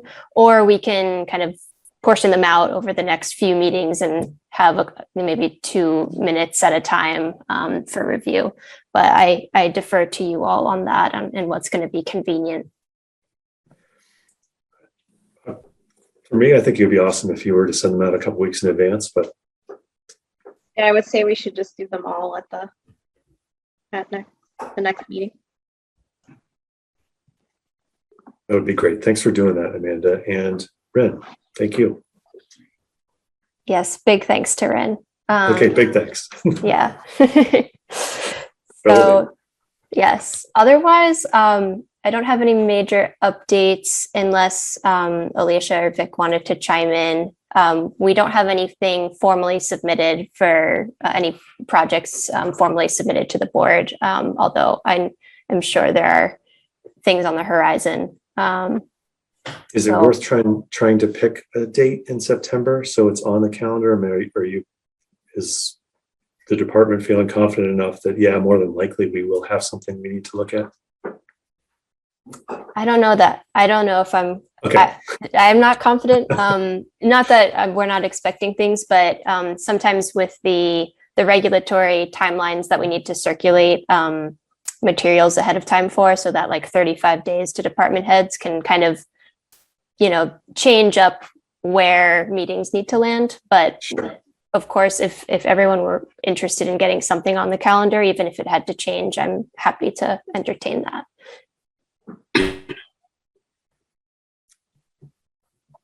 How do people feel? Would they rather have it on the calendar or take it as it comes? And then we'll I would figure it say out. take it as it comes, but. All right. Yeah, I can just take it as it comes if it's. Right. Okay. Amanda, we have to give department heads 35 days, right? Mhm. So that means the board will always have a month's warning, 35 days warning that we've received something. Victor is waving his hand. We may be seeing some plan development district applications come in, and those would not require the 35 days. So there's the possibility that in September we'll be receiving our first PDD application. There's a community meeting for a project proposed at 100 Winchester Street at the end of this month. It's on the 29th of August. And I think they'd like to come in September, maybe October. We'll know more soon. So I think it is appropriate to wait and reach out to schedule once we hone in on that date a little bit more. Just on that topic, Amanda, Alicia, and I and David met briefly just to talk about the plan development district process, and we've put together a flow chart and a checklist for applications.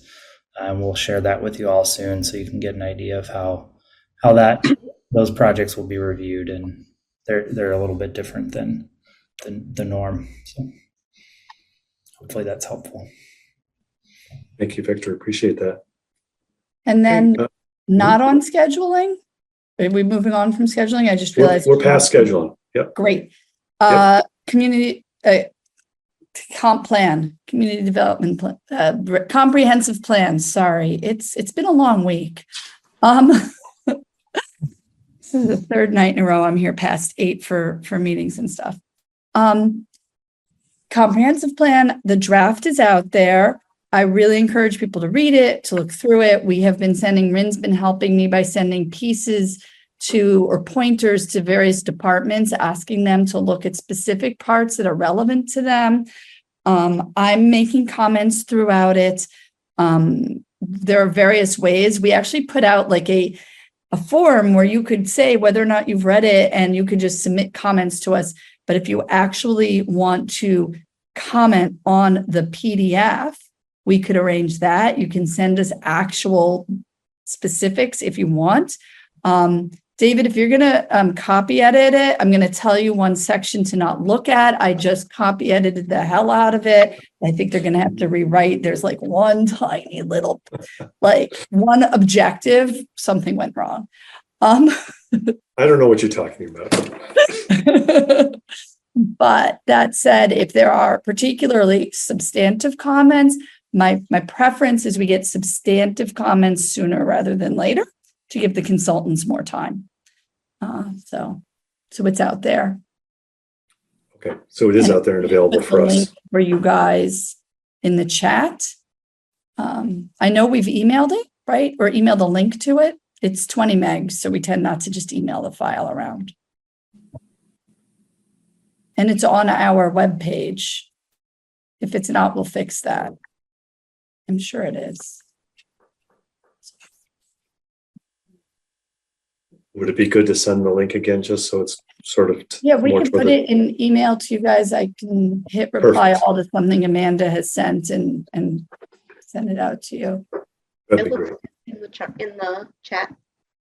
Yeah, I was actually just looking to make sure it was on our office's website. Sometimes people watch these meetings. It has come to my attention by people coming up to me and saying, Alicia, I saw you on TV last night, that people watch some of these meetings. So if anybody else is watching, I'll make sure it's on the community development, the planning, development, and sustainability website. comprehensive plan. There's a link. There was a link included in the press release that's on the city's homepage, so you can at least find it there. Yes. Wow, I had to click like 6 times from our page to get there. Any other updates for us, or can we entertain a motion to adjourn? I'm good. I'll make that motion. Second, out there? This is Christie, I'll second. Thank you very much. All right, roll call to adjourn then. Claes, Aye. Jackie, Aye. Christy, Aye. Emily, Aye. Deanna, Aye. and me, I'm an aye. Thank you all very much. All right, great job, David. Your inaugural meeting. You're hired. I don't know how great it was, but it was a job. So. All Good right. job. This was excellent. Thank you. Yeah. Thanks for your help, everyone. All right. Appreciate it. Good night. Thank Have a you. great day. Bye. And everyone. See you later. Bye.